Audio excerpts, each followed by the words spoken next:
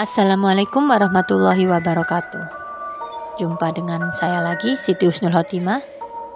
Bagaimana para sahabat Kendali Roso kabarnya? Para penghuni channel Kendali Roso, terima kasih.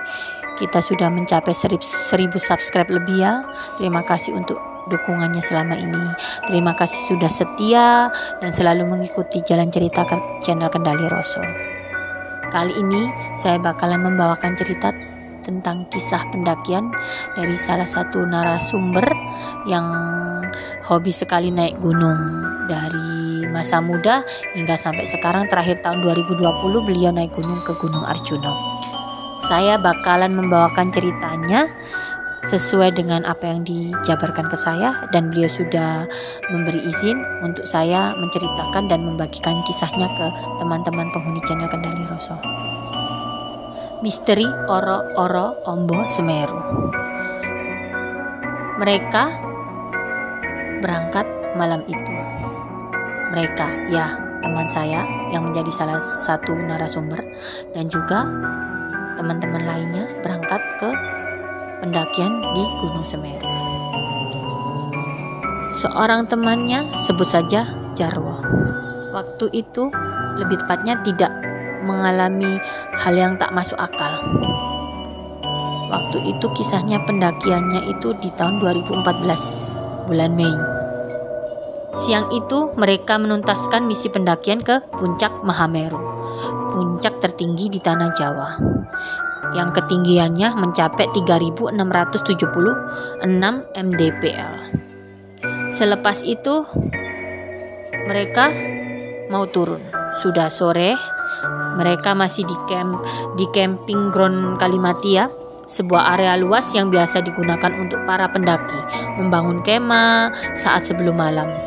Mereka melakukan summit attack puncak. Setelah membariskan semua perlengkapan, mereka lalu bersiap turun.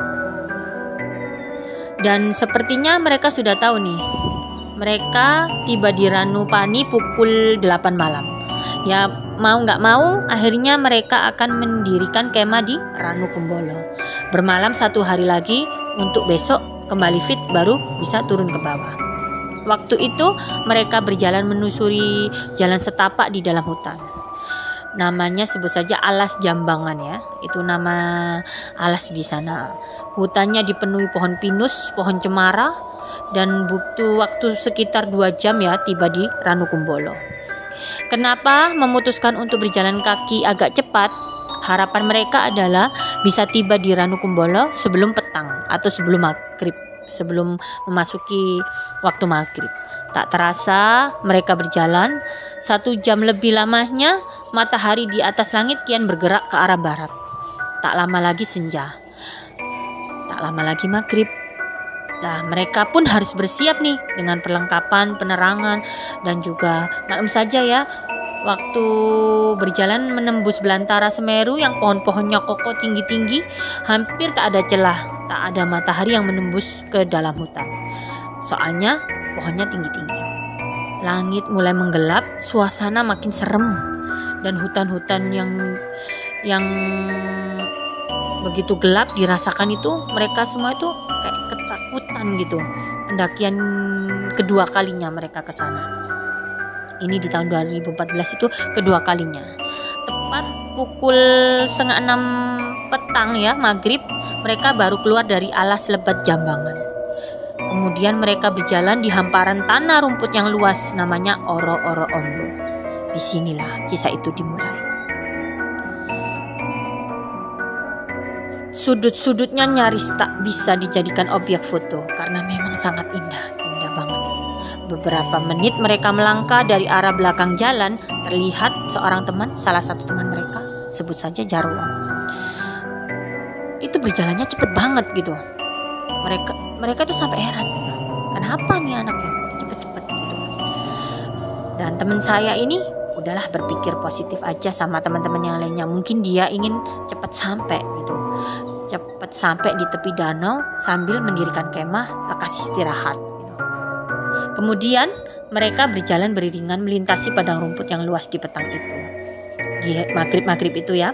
Kemudian berjalan kakinya si Jarwo ini lama-lama makin cepet gitu.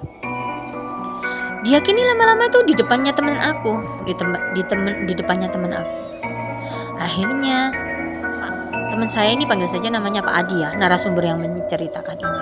Akhirnya teman-teman saya ini nggak mau terburu-buru ya, meskipun sudah terbantu oleh sinar bulan, tapi berjalan menusuri daratan di gunung jelas tak sama dengan jalan di tempat biasanya, yang sudah ada penerangan, yang sudah ada lampu gitu, jelas nggak sama, hanya diterangi oleh bulan aja. Setelah sekian 20 menit berlalu ya, mereka pun tiba di tepi danau Ranukumbolo. Suasananya ramai, sinar handlampnya dan senter berhamburan warna-warni di udara. Terus habis itu mereka merebahkan diri dalam kemah. Mereka membuat kemah di Ranukumbolo itu. Akhirnya mereka semua, teman-temannya Pak Adi ini dan juga Pak Jarwo ini, semuanya ini lagi ngobrol santai. Terus habis itu salah satu temennya Mas Adi ini bilang kayak gini, wah Jarwo, kenapa kamu kok waktu di Oro-Oro Ombo tadi berjalan begitu cepat sampai kita semua kamu tinggal? Ono apa gitu? Ada apa? Kemudian Pak Jarwo ini buka suara. Iya, tadi emang saya sedang diikuti segerombol makhluk halus. Iya, aku mau iku lagi dimeloki gerombolan makhluk halus ngono lho. Terus mari ada temannya yang jawab gini, apa? Gerombolan? Tanya temennya tuh tiba-tiba kayak gitu. Terus teman saya ini juga bilang gini, gerombolan apa? Kayak gitu. Coba ceritakan kepada kita, apa yang sebenarnya terjadi, kamu kok tadi kok cepet-cepet banget jalannya sampai kita semua kamu salib. Kan tadi saya capek nih, si Jarwo nih cerita nih teman-teman. Kan tadi saya capek nih, saya letih, tapi saya paksakan kaki saya untuk berjalan. Makin lama pandangan saya makin kabur. Gak tahu kenapa seperti itu.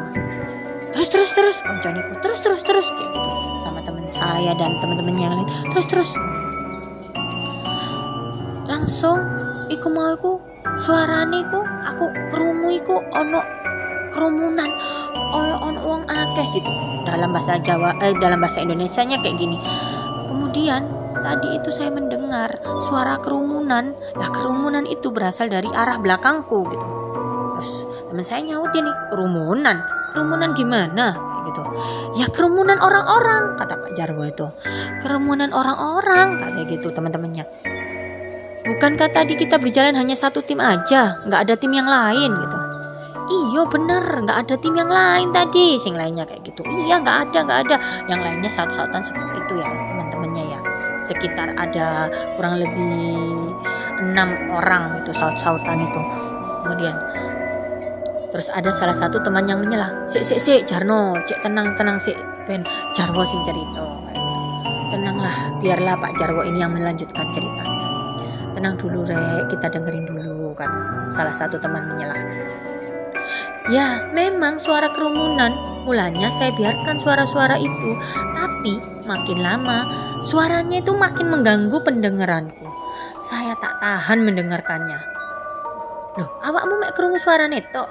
Loh, kamu hanya mendengarkan suaranya saja. Ada salah satu teman menimpali tanya seperti itu. Apa kau nggak melihat sesuatu di sana? Terus habis itu kata Pak Jarwo gini, ya saya tuh mulai terganggu dengan suara yang tadi itu. Akhirnya saya beranikan dirilah untuk nengok ke arah belakang. Langsung, opo rek konsing tak erui rek, ngerti yo rek, gitu katanya. Lalu kalian tahu apa yang terjadi? Semua orang duduk mematung bersiap mendengarkan Pak Jarwo itu ngomong gitu. Ya apa gitu. Ambek ngerungokno gitu, ambek ngelihat penasaran kayak gitu. Itu bahasa Jawanya ya. Semua orang yang ada di pendakian itu, kurang lebih 6 orang itu duduk mematung mau dengerin ceritanya Pak Jarwo ini. Kemudian, lah yo rek, aku mau yo delok sing arah mburine awak dhewe iku ana kerumunan wong-wong gawe baju militer kaya wong kerajaan zaman biyen iku lho rek, iku ngejar awak dhewe. Jadi bahasa Indonesianya tuh, saya melihat dari arah belakang kita berjalan itu tampak kerumunan orang-orang memakai baju militer kayak kerajaan zaman dahulu itu, baju-bajunya itu kayak gitu sedang mengejar kita gitu. Nah teman-teman itu, hah? Orang pakaian militer gitu teman-teman. Iya, di zaman kerajaan. Mosok sih gitu. Masa sih gitu. Teman-temannya ini nggak ada yang percaya gitu loh. Iya rek temenan. Numpak kuda rek, numpak jaran rek. Iya, mereka itu menunggang kuda gitu, kata Pak Jarwo. Pakaian mereka seperti pada zaman kerajaan dahulu. Aku benar-benar kewedian dek. Aku tuh benar-benar ketakutan. Mereka memacungkan bilah pedang panjang. Jadi mereka itu ngecungno pedang gitu loh, kayak ngehunus pedang itu ke arahnya Jarwo gitu. Ada teman yang nyautin, piro ake ta wonge kayak gitu. Ya awak ake, sumpah puluhan orang. Tapi aku nggak bisa memastikan berapa, tapi banyak. Lah, puluhan orang itu tapi aku nggak bisa memastikan orang itu. Setelah itu jarak antara mereka denganku sudah selempeng batu aja gitu, sudah deket. Bayangkan aja, itu dirimu berjalan di atas terus dikejar para tentara berkuda itu ya opo? Gimana kamu nggak ngeri gitu? Makanya aku tuh sampai jalan cepet-cepet itu. Akhirnya aku wedi di pedang gitu. Sumpah re, aku ngelihat beneran gitu katanya. Waktu di oro-oro ombok itu. Terus makanya aku mau itu jalannya tuh jalan cepet sampai nyalip kalian itu. Aku tuh bener-bener ngelihat kayak gitu. Terus kata temennya nyautin, kemudian apa sih yang terjadi karo awakmu?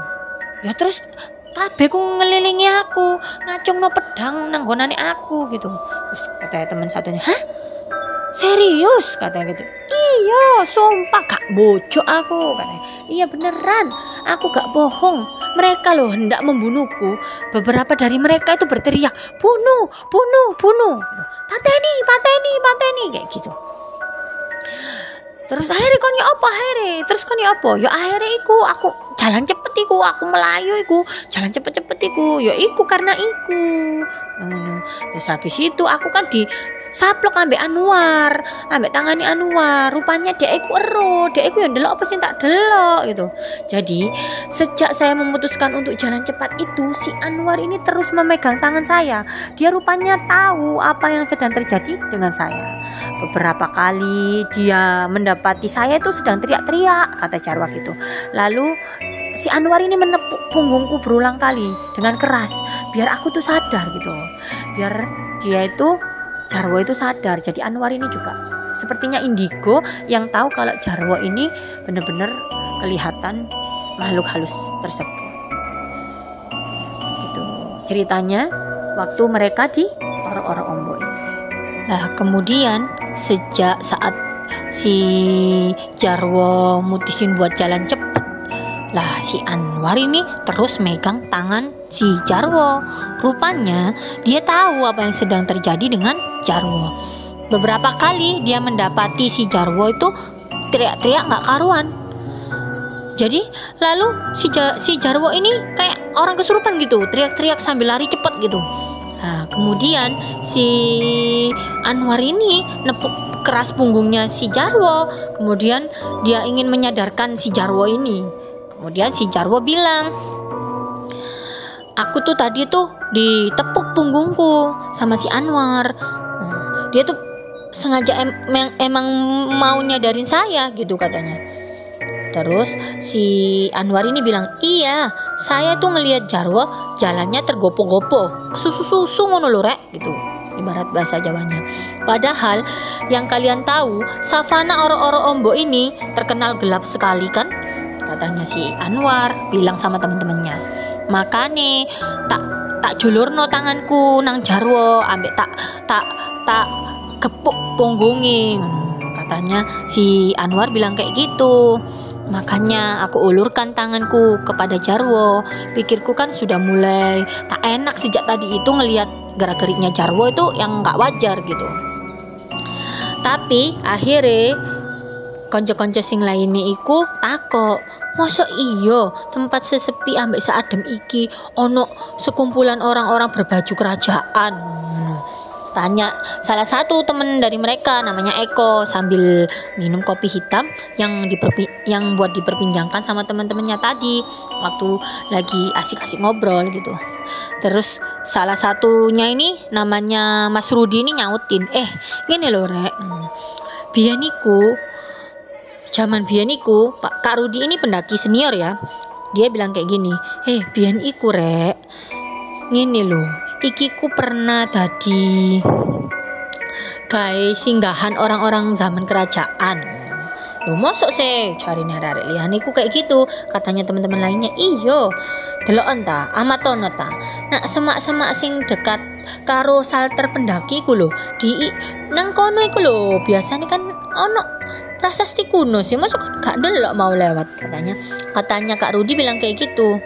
Coba kalian amati di semak-semak yang berdekatan dengan salter pendaki itu, di situ kalian bisa temukan sebuah prasasti kuno gitu. Prasasti tersebut bertuliskan dengan bahasa Jawa kuno. Jarene Rek, zaman biyen iku prasasti iku nyeritakno tentang kunjungan Prabu Kameswara. Terus teman satunya lagi tuh bilang, Prabu Kameswara katanya. Ono mane katanya kayak gitu. Kemudian nih Pak Adi ini teman saya tuh bilang gitu, iya Prabu Kameswara katanya gitu. Dia seorang raja Kediri sing turun temurun pernah ke Semeru. Terus Marino Pak Jun bilang, Pak Adi ini bilang gini, untuk apa kesini Pak katanya gitu. Jadi kayak saut-sautan gitu, ceritanya tuh sambung menyambung gitu. Semuanya kan pada penasaran gara-gara ceritanya si Jarwo sama si Anwar ini. Lah, itu pertanyaan bagus katanya Mas Rudi bilang kayak gitu. Sejak zaman biyen Gunung Semeru iki memang dikenal sebagai gunung yang disucikan. Puncaknya dikenal sebagai tempat tinggal para dewa. Airnya itu dikeramatno. Terus gak heran Rek bila ono seorang raja yang melakukan perjalanan suci dan mendaki di gunung iki gitu katanya. Terus habis itu ada temennya yang nanya lagi, terus Pak, dengan kisah yang dialami oleh Jarwo tadi apa hubungannya Pak? Ya memang Jarwo sedang gak beruntung saat saat dia berjalan tadi di savana Oro-Orombo tadi, tiba-tiba dia merasa dikejutkan oleh penampakan sekumpulan makhluk astral, wujudnya para tentara. Yo ketepaan ae, dia iku gak beruntung. Jadi dia sing diketoki. Asal kalian ero ya Rek, asal kon-kon ero kabeh. Iku mungkin seperti diceritakno sebagian orang-orang zaman biyen, bahwa zaman biyen iku tentara Mojopahit iku pernah latihan nang kene nek padang rumput tadi tuh ya iku mau Oro-Orombo. Loh terus Pak, mereka berlatih tempur di ketinggian seperti ini Pak, mosok iya gitu. Ada teman lainnya lagi nyautin kayak gitu, tanya nih ke Pak Rudi. Pak Rudi kan senior nih, jadi sejarah Gunung Semeru dia tuh lumayan ngerti gitu. Ya iso ae lah, untuk ngelabui musuh makanya dia latihannya nang kene. Dia bilang, aku iku gak heran gitu, saya iku agak heran gitu loh. Sing didelok Jarwo iku misteri Oro-Orombo. Dari setiap pendaki ku gak oleh sembrono, gak oleh kata-kata kotor, gak oleh sompral, gak oleh ngomong sing aneh-aneh, gak oleh meso-meso gitu, kata Pak Rudi itu kayak gitu. Terus habis itu arek iku aneh-aneh atau siapapun walaupun duduk Jarwo nek ngomongin sing gak ngena yo mbo iso ae ku terjadi apa-apa nang kene, iso diketoki bahkan iso mati gitu. Jadi ini itu kayak ya Pak Rudi ini jelasin gitu loh, kalau misalkan kata-kata kotor di gunung atau di tempat terbuka atau di setiap pendaki itu gak boleh sembrono, tidak boleh berkata-kata kotor, terus tidak boleh berkata-kata sompral gitu, kecuali kalau mereka ingin mati di sini gitu kan, kata Pak Rudi kayak gitu. Akhirnya semuanya ini mendengarkan penjelasan Pak Rudi dengan seksama. Kemudian semuanya itu batin gitu loh, di dalam hati tuh katanya teman saya ini ada gemeresek gitu loh. Di tenda mereka itu mereka ngelihat itu sekelompok astral itu lagi merusak semua yang ada di sini gitu katanya. semua batin. Jadi semua itu diem gitu loh, kaku gitu loh. Di tenda ini kok kayak ada prok prok prok prok kayak gitu. Suaranya tuh keras banget gitu. Semuanya yang lagi enak-enak cerita ini langsung noleh ke arah tenda. Tapi dilihat itu memang gak ada apa-apa. Nah, kemudian nih semuanya pada takut nih ya kan ya. Semuanya pada parno dengan ceritanya Jarwo, Anwar, dan Pak Rudi ini. Semuanya bergegas naruh semua, kopi-kopinya ditaruh, rokoknya dimatikan. Mereka semua bergegas kembali ke tenda dan siap-siap untuk tidur buat besok berangkat turun ke bawah. Nah, entahlah, Semeru itu memang mistis. Semeru memang penuh misteri. Semeru memang kayak legenda cerita. Tapi Semeru tetaplah Semeru dengan segala rupa keindahannya. Dari sini kita buat pelajaran buat teman-teman semua, para penghuni channel yang bagi suka mendaki, disarankan untuk tidak sompral, tidak boleh kata-kata kotor, dan harus berhati-hati. Sampah harus dibawa kembali, tidak boleh dibuang di gunung. Bagi kalian semua, untuk yang bagi sudah mendengarkan cerita ini dari awal sampai akhir, kita ambil hikmahnya. Jadi semuanya ini memang bercerita tentang legenda zaman dulu ya. Dimanapun tempat kita berada, semua ada sejarahnya.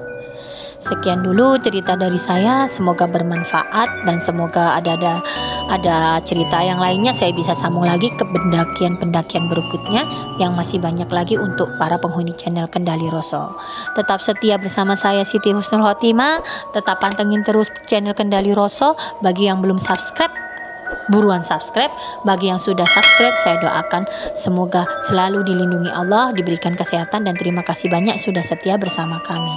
Sekian dulu cerita dari saya. Wassalamualaikum warahmatullahi wabarakatuh. Salam rahayu, salam sehat selalu.